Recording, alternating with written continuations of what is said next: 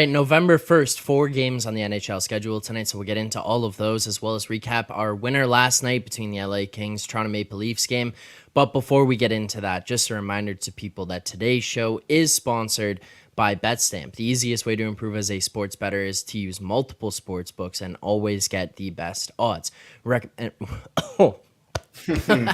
My bad. We recommend using an odds comparison tool like BetStamp to do so. BetStamp compares odds across every sports book, whether that's games, futures, or player props. You can save time and money by checking BetStamp before you bet, so make sure to download the app today or sign up on web if that is how you prefer to do so. If you are looking to sign up for a new sportsbook account, please check out the offers available at betstamp.app/edgework. That's betstamp.app/edgework, or click the link in the description.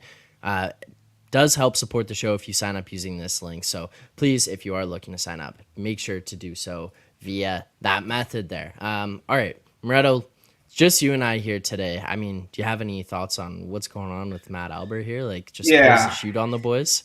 I mean, he had an ice dancing emergency. For those of you that don't know, Matt is an ice dancer for the New York Rangers, which means, like, between periods he gets out there in his cute little attire and he does his little ice dance and stuff. And I don't know what an ice dancing emergency entails on a Wednesday morning, but he obviously had an emergency there. And then he told us a ghost pick, and I basically told him to fuck off, and that was the end of it. So he will not be getting his ghost pick, and he is not joining us today. I mean, I thought it might have to do something with like him betting Nashville again last night against the Canucks, or like the city of Vancouver coming and knocking down his door or something like that. But I mean, the ice dancing emergency does make sense there as well. There's plenty of different reasons why this could have resulted in him not being here today. But I think they were running low on glitter for their uniforms, and he had to make a run or something. I'm not 100% sure that's what it sounded like. So, anyways, okay, maybe next Wednesday. I'm gonna own up to the Leafs loss last night. We didn't bet on them. We actually get the win here on Edgework. If you did watch, we had one pick yesterday for the 2 games, and as Moretto and I were talking about before the show, like, we only had one pick. There was 2 games, but if you were here listening to the show, getting the information, you'd know why we had one pick. We were on watch there for the Nashville Predators, maybe Preds, maybe an under, but then we were waiting for Lankinen news. We do get Lankinen, so ultimately Lankinen does not allow us to get a bet going there in that Preds game. So that's why we stayed off of that. We do make a bet, no surprise, Matt Russell on the Tuesday show for Kings Tuesdays there. And the Kings ultimately come through. And I mean, as someone who is a Leafs fan, who watches every Leafs game, it was the least surprising result ever. You have a pretty good road trip. You come back, you've got this young kid goalie who's playing really hot, and lots of pressure on at home here, and the team lays an egg in front of him. That's kind of what you'd expect out of them, but it's something that we've seen them do year in, year out. Like, this is nothing new for this Leafs team to end up doing, and for that to be the result, it makes complete sense there last night. I mean, right out of the gate, this Leafs team starts slow. It's the one thing too, Moretto, like we've talked about, the Babcock stuff and how he's like a little bit of a dinosaur or whatever. And in Toronto, he's always made fun of for some of his cliches, one of which being you got to start on time. And it was like, it just became annoying to hear all the time of him saying, you got to start on time, you got to start on time. But it's entirely true. And this team fails to do so constantly. I mean, even look at last year in the playoffs, game 1 against Tampa. You come out and you've got a goal in the back of your net on home ice like 30 seconds into the game. This team does not start on time. You come out last night, at home after this road trip, you should be fired up. Don't start on time. Puts you behind the 8 ball. You're fighting it the entire rest of the way, and they just never really showed any fight. So it's tough from that standpoint. I can't blame goaltending last night. You had a goal go in off of Giordano's stick from 2 feet away from the net. That goes literally from on the ice to top corner of the net. I believe there's another one that deflected off a defender, and then there was a screenshot that was like the third goal. Kaliev's shot was disgusting too. I mean, I don't know. And yeah, Kaliev like that's just an incredible shot. So as for what happens there in terms of the Leafs result last night, not really anything to blame from the goaltenders, but in terms of the team, there's some stuff that needs to be fixed in regards to how they play and in regards to the roster construction. Yeah, I as much as I'd love to start the Joseph Woll smear campaign, I don't think last night was the night for it because Giordano, like Don Cherry, would be fuming watching that one. Get your stick out of the way. Get your stick out of the way. You can't, if you're gonna block the shot, block the shot. You can't be deflecting it on your own net.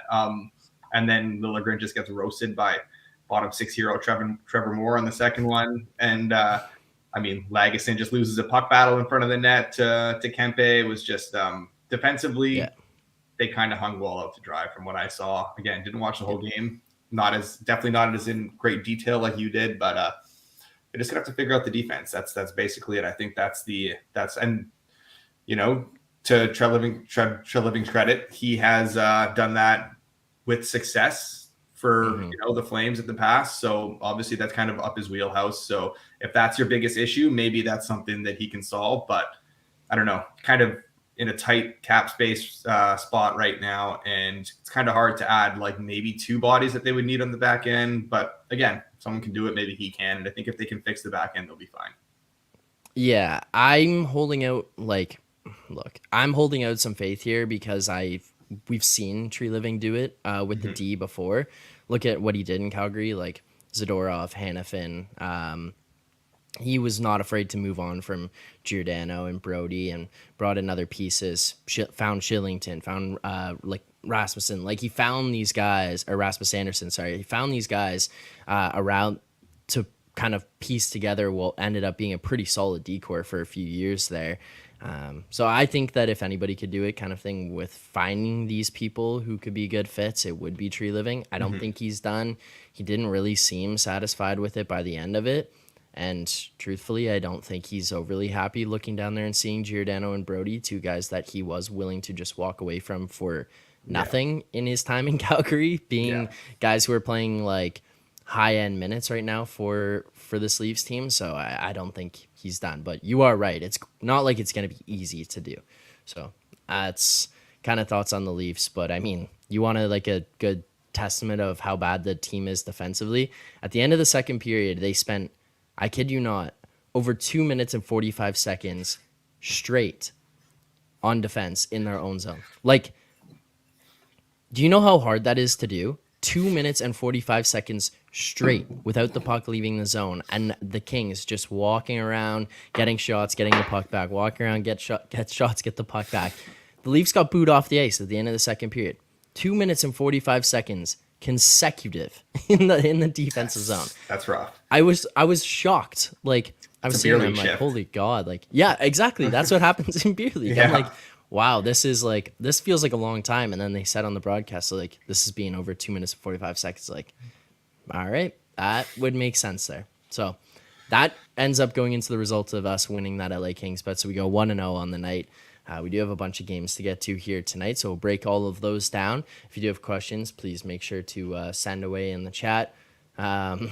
Make sure to send those in the chat as well. Like this stream here, subscribe to the channel, turn on notifications if you do enjoy the content, and then that way you don't miss any shows going forward. And I see Connor Hartle here saying, the LA Kings are now 13-7-2 on Tuesdays since the start of last season. # Kings Tuesdays. There you go, Moretto. We've been taking advantage of those. Yeah. So these are the stats we need. Yeah, exactly. We're gonna have to start tracking a Wild one soon. Yeah. I'll take no part in that. I'm gonna take no part in Wild Tuesdays, but I think I'm not gonna be able to talk Russell out of them. So we're gonna need to start a tracker. Might have to also keep track of every time we bet on the Predators, and if this starts to go against, like, this might be one of those things where it's like they have a positive record, but just every time we bet on them, it goes the other way. They're gonna finish with 50 wins, and they're gonna be like 0-18 on Tuesdays. Just getting slaughtered. So we'll keep track of that. Actually, before we get into the games here, I'll ask you this because it's going to lead into our first game. The Sabres on the road taking on the Flyers. RW Fan 23 asking, thoughts on Flyers to make the playoffs at 6-1? Any thoughts on that, Moretto, in terms of where that number? So the Flyers have been legitimately good to start the season. Like I'm not taking anything away from them. And leading into the first game, I do actually kind of like them tonight. price is starting to run a bit. But in terms of them to make the playoffs, my biggest hesitation there would be the fact that GM Danny Briere has made it pretty clear that he wants to sell, and they're like in the midst of a rebuild, and like basically everyone is available. So again, like, does that change if they continue winning at the pace they are right now and it's like all of a sudden January and you're in the hunt? Or is he going to stay the course here and be like, no, like, we're not trying to win right now. If we keep winning after selling guys, sure, but like, we're not going to, hold on to guys just so we can make 7th seed, 8th seed, or whatever, and just squeak into the playoffs. I don't know. You have to be very careful too, because it can quickly transition or plunge into like Vancouver Canucks territory of the past few years. Yes. And like that's the worst place you could ever be, where it's like you miss the playoffs by a point or two, then you get some middle of the road pick. Maybe you've traded for somebody because you thought this would help. Like, that's the worst place they could be in. Yes, man, the Canucks slander on this show is rough. But I seem to recall the Habs and Leafs doing that for many years too in the early 2000s, where it was like the drive for ninth, just consistently finishing like 9th or 10th spot in the conference and never making the playoffs. And again, you're never able to reload. You're never able to get those high picks. So I do think that Briere will like stick to his guns there. Again, 6-1 isn't a terrible price, but like the East is very competitive. And I do think that Philly will drop off eventually, whether it's because their play just sort of drops off or because they force their play into dropping off by moving guys like, maybe Konechny and maybe Cam Atkinson and, whoever else. Yeah, I kind of anticipate some moves coming. I think for them, this is more one of those situations where it's like, hey, the better that these guys play, the better the value is for them to actually move on from them. Because, like, yeah, I get that the idea of like, hey, maybe making the playoffs is there, but I think that reality is the other thing that you have to consider with some of this is, okay, yes, anybody can make the playoffs and go on a run. That's for sure. But is this Flyers team right now actually built to be able to go on a run? Like, as poor as Florida had played throughout the regular season last year, I would argue that Florida team is built significantly differently and built in a way that could have playoff success. I don't necessarily know that this Flyers team is ready for that kind of step in their journey right now to just be able to go into the playoffs and go for that.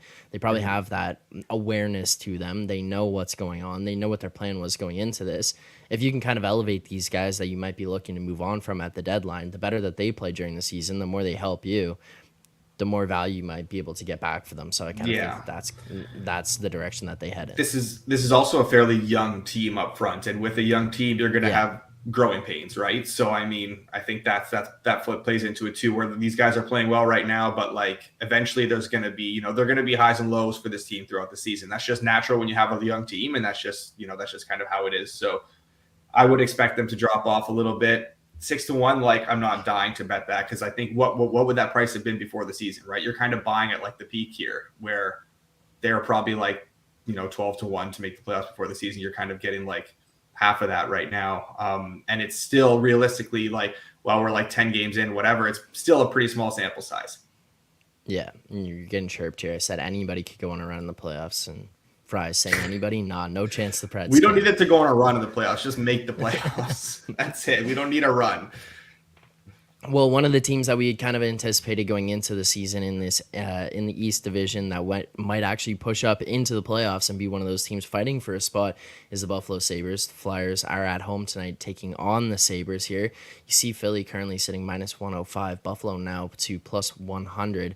Before the show, before we'd even come on, I was looking, this is on Pinnacle there, I was looking and seeing Buffalo -104, so now clearly some money is to come in on the Flyers, moving this one out. You see a total of 6.5. Is there any way you might want to get involved in this one here, Moretto? I was looking at expected goalies. I haven't seen any updates, so I don't know if you have, but I was looking at Carter Hart and UPL were anticipated to go here tonight. With that in mind, is there anything that might interest you for a betting perspective in tonight's game? I mean, I don't know if it'll be UPL or Devin Levi, and I mean, if it obviously there's a massive difference between the two, because UPL hasn't been bad, actually, to be fair, to start the year, but like I do think Levi is generally the better goalie. I kind of don't mind an under here if we get a Levi and Hart matchup. So I would be on watch there because I think if you get Hart and Levi, I would play this at under 6.5 at plus money. But right now, I like the Flyers, and it's starting to run a little bit. There's only the minus 105 left, but like, I mean, at minus 110, which is widely available, I'd play that for a half unit. I think that would be a play for me. And I mean, I did tell him to fuck off, but Matt Alber also, I think this is a consensus with Matt Alber, who said this is also a bit of a play for him at minus 108, he said. But yeah, so the minus 110 that's widely available is fine. We can do that for a half unit. I think that, look, the Flyers, again, we talked about it, they're playing really well. Like, they're playing very good hockey right now. Carter Hart is playing very good. Carter Hart's confirmed for tonight. So, like, I like the spot for them. They're 55% expected goal share at 5-on-5. And the Sabres are just wildly inconsistent. Obviously, they can come out here and, play a great game like they did against Colorado. They also kind of dominated New Jersey a couple of games ago. But they also have those low-end performances that are just where they're just abysmal. And the way Philly's playing right now, they're playing, they're getting consistent offense. They're playing a good team game. I think this is a somewhat short price, and I like getting Philly at home here with the better goalie in net. Okay. So we locked that in for half unit there. Now, I'm curious. We don't know for sure if you get UPL, if we're going to get Devin Levi. Connor Hurdle saying, I don't think that there's that much of a difference between Levi and UPL. I'm kind of just interested in terms of where you think this line would move to, and if there would be resistance to us here at the minus 110 if it is announced that Levi's in instead of UPL. Yeah, so I mean, I think we've seen, and again, this depends on how much you're like sticking to your priors and stuff, because I think we've seen the market does not like UPL, and that's largely because UPL was atrocious last year. Like, he was awful, and Levi was actually quite good last year. So again, smaller sample for Levi last year, but like, he's got the much higher pedigree, and he hasn't had a great start to the season. He hasn't had a bad start to the season, but UPL was just totally awful last year. Awful in preseason. He's had a decent start to the year. So I don't know if whether you're going to, it's only been 3 games. I don't know if you're going to take that and put much stock into it. But if you're going back, I prefer to, look at a much larger body of work. And if you're looking at the 3 games this year plus last season, UPL is a considerable downgrade in my opinion. Yeah, I'm not going to disagree, but I'm going to push back a little bit more to question. The Sabres team was a team that we anticipated to be pretty good this season, or at least to take a step up from where they were last year. Now, obviously, they've struggled to start the season. They are at last in the Atlantic Division right now with a 4-5 record. Not even an OT loss, just straight 4-5. Is there any expectation at some point here that this team's going to turn it around, or do you kind of just think that this is what they are? I mean, you would like, the talent is there, but again, young team, like, there's going to be growing pains, right? So I think we're kind of seeing that right now. We're seeing the growing pains, and we're maybe when Quinn comes back, it'll make a big difference for them too. But like, again, I just think that this is sort of what they are at this point. They're not, like, you look at their numbers, they're just a very average team at 5-on-5. They're sitting just below 50% expected goal share. And it's not like, well, they're due for some positive regression, because I mean, maybe, in net they are, because, their save percentage at 5-on-5 is fairly low. But I think that's also just a product of like who their goalies are. And they don't have that, high end or above average goaltender right now that can go on a bit of a run for them. And their shooting percentage at 5-on-5 is pretty high. So like, I'm not like expecting positive regression there either. So I don't while you'd think based on talent that this team will do better going forward, and you'd expect some sort of turnaround at one point, there's not a lot in their underlying numbers that suggest that it's coming. And I think we saw last year with this team, like, maybe because I was high on the Sabres coming to the year in our preseason predictions, I did pick them to make the playoffs. I mean, I think maybe I just bought into the hype a little bit too much, because like, you expect a leap forward from some of these guys. And I don't know, like last year we saw that they were killing bad teams, and every time they faced a good team, they were losing pretty handily. So like, maybe they're just not ready to make the jump still. And I think their future is still bright, but like, I don't necessarily have a ton to hang my hat on for this year to be like, yeah, this team will turn it around soon. Okay, makes sense. We lock in their half unit on the Flyers money line, minus 110, widely available. So half unit there. We will recap all of the picks at the very end. But let's move on to another game here. Very interested to see where you're at because I think that we're going to be on the same page. I have thoughts on where this line is currently sitting at, but that would be the Calgary Flames at home right now to the Dallas Stars. You see Calgary currently sitting at plus 121, Dallas minus 130 on the road here. A total of 6. You see some 5.5s out there at different books, heavily juiced towards the over on those. Where are you at here with this Dallas-Calgary game and where the line currently sits at? Well, I mean, if you know anything about me, if it's a day in the week that ends in Y, I'm going to be on the Stars probably. So I like this still. Like where the number is right now, I'm fine playing this at minus 134 at Penny is good for me for a full unit. I don't see how you back this Flames team in any capacity right now. No. The wheels have just completely come off. Last year was because Sutter. Now Sutter's not there. Now what's the issue? Like, I don't know. I think that there's some deep rooted issues in this locker room right now. I mean, Huberdeau looks like a shell of his former self. That trade is horribly. He looks like he's pissed off to be there. Yeah. And then it's like you remind yourself that he signed an extension. Like, It's not like he was like 4 years left on his deal when he got traded there. He got there and he signed the extension before he even stepped foot in the country. Yeah.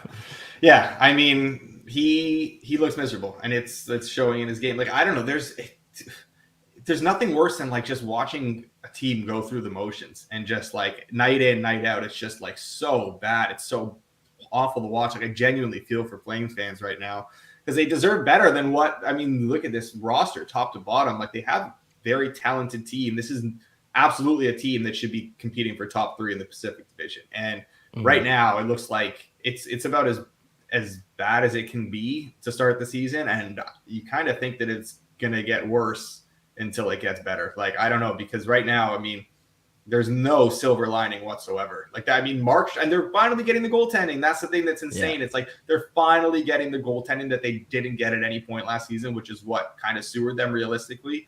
I mean, maybe Sutter wasn't, say what you want about Sutter off the ice, and, the way he kind of is a bit old school and like handling some of the younger players in the media and whatnot. But like, look, he's not asking to see pictures of their wives on their phones and stuff. I mean, there's still like, he draws his line somewhere. He's just a tough old school coach. And obviously his system was working because they were a great, their underlying metrics last year were fantastic. They just couldn't buy a save.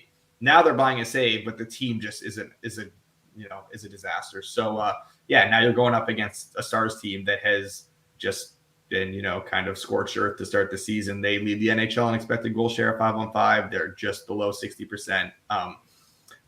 Top to bottom, this team is fantastic. And I mean, obviously, anything can happen night in, night out in the NHL, but this would be one of the more surprising results to start the season, in my opinion, if the Flames win here, just because of how the wheels have completely come off. So, and I see Russ in the chat that's Wedgwood watch. I agree with that. It doesn't fully change. This is like, you want to obviously bet numbers, not teams, but like right now you have to factor in, I think, the fact that this is just a mess for the Flames right now. Like, no one is enjoying coming to work right there. No one was. Like Sean Monahan, who was, on their team a while ago for a long time, and they paid a first-round pick to get rid of him, now has more points this season in Montreal than Huberdeau and Kadri combined. That's awful. Yeah. Well, and I mean, like, to your point too, even when we're seeing talk about it, like Wedgwood could go either today or tomorrow, I think that makes sense. I think that's probably being accounted for right now in where the price is at. And I still agree with you that this is still definitely a play on Dallas at this point in time, because like Rich is saying, like, dumpster fire status in Calgary, it's hard because you have to account for a lot of other things here, but even just watch them. They look uninspired. Like, they don't look like they want to be there. There is a lot of dejection. You've got guys who are being paid $10 million who are playing like $2 million players. You've got just a lack of intensity. They're incapable of scoring on a consistent basis. You see a little spurt in like one period and then it's gone. It's like their ability to put up offense over a consistent period of time is just not there right now. And when things are going rough, it's like it doesn't even look like they really care. Like Zadorov is the most outspoken person there, and he's Mhm. coming out like apologizing to the fans, which even makes sense. But it's like he's coming out and apologizing to the fans for how crappy they're playing at this point in time. It's a tough watch right now.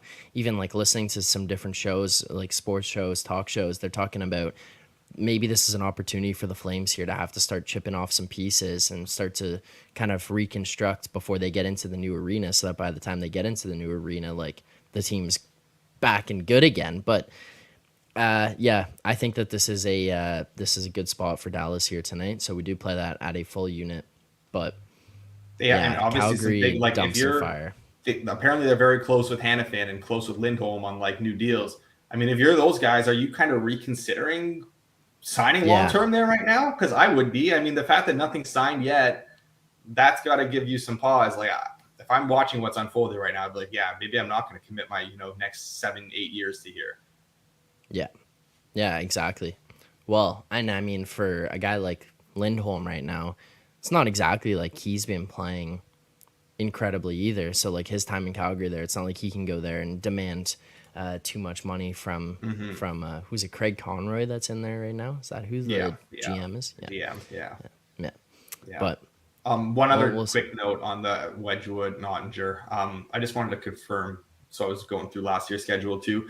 The Stars almost, and again, it can be matchup dependent too, but like the Stars almost exclusively, like a lot of teams do, start their starter in the first half of a back to back, and then the second game is when the backup would go, and they did that pretty much exclusively with Ottinger last year. So hopefully we do get Ottinger tonight, but again, this would be a play for me either way. Yeah, fair enough.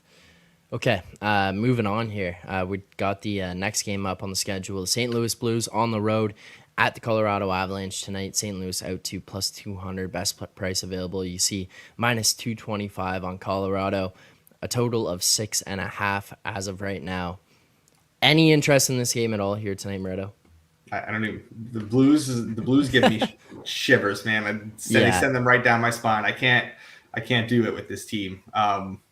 Just can't get a good read on them. They're so volatile night to night. Like they're capable of putting in some unbelievable performances and just completely shitting the bed the next game. So you really don't know what you're going to get from the night to night. Not just offensively, but also goaltending wise. Like it's just an absolute. It's a horror team to back. Like you can't do it, and that's kind of the team you want to take like stabs at for big prices because like obviously plus 200 against the Avs. Like the Blues are capable of going in there and playing at the top of their potential and leaving Colorado with the win. But I also have no interest in doing it. So yeah, for me, just absolutely nothing here. yeah. This is like one of those ones where I would only look to play St. Louis. I don't even know if I'm there with where it's at right now. I just Yeah. is like can't trust this team as of right now. But if it's me, like I'm only looking that way. I'm only looking for St. Louis Mm-hmm. probably get a little bit further out. But see Jordan Mosel in the chat there. Blues season, baby. There you go. Yeah, no, I agree with both you guys. Definitely the only way you'd look here because like they're not a team you want to be laying minus 230, minus 250 against, right? That's the problem. Yeah. Yeah. Yeah. Like that's the problem for me more than anything. It's not like, oh, like I love this number on St. Louis. It's like, do I want to lay 225 best price available here with the Avs like against the Blues here tonight? Probably don't want to lay that with like anybody against the Blues Yeah. here over this next little stretch until we like figure out what they are and or can get a better read on them or anything. But as of right Mm-hmm. now, it's nothing for me. So we'll stay off there. Final game of the night. This is the one. This is the one we've all been waiting for. The two hottest teams in the NHL that everyone anticipated. Yeah. I'm kidding on the hottest Western teams in the Conference Final NHL, preview right here. but yeah, the Anaheim Ducks and the Arizona Coyotes. Anaheim at home here tonight, plus 118. Coyotes minus 130, seeing a total of 6.5. What are your thoughts on where this line is at right now? Is this kind of where you expected? I know we made some jokes yesterday about like Coyotes going to be heavily favored here on the road at Anaheim, but based on where we wake up and see this line at this morning, is this where you thought it would be? You think maybe you'd get a more expensive price? And do you have any interest in getting involved here? So on the side, I have no interest getting involved at where the price is now because it's been, I honestly, I wasn't super interested at the start either, but at the minus 120 ish kind of range where it was available earlier this morning, I could have justified a play on Arizona, but I'm still not dying to lay that with this team on the road. I'm not quite there yet, especially against the Ducks team that started the season well. So yeah, now I'm kind of happy that it's been bet up, and the Coyotes have taken some money this morning. So now I just don't have to worry about this game at all in terms of the side here, but I don't mind an underplay here. And, look, we had two totals on Monday night, and we brought home the over in the Pens game. We lost with the under in this game because Carsone went, full Austin Matthews there with the hat trick and just an absolute beatdown against the Blackhawks. I don't expect the same offensive output here. We should get Vejmelka for Arizona, and Dostal's been really good for the Ducks. Or even if we get Gibson, I'm fine with that too. So I do kind of like the under 6.5 here at minus 105 up to minus 110. I'm good to play that.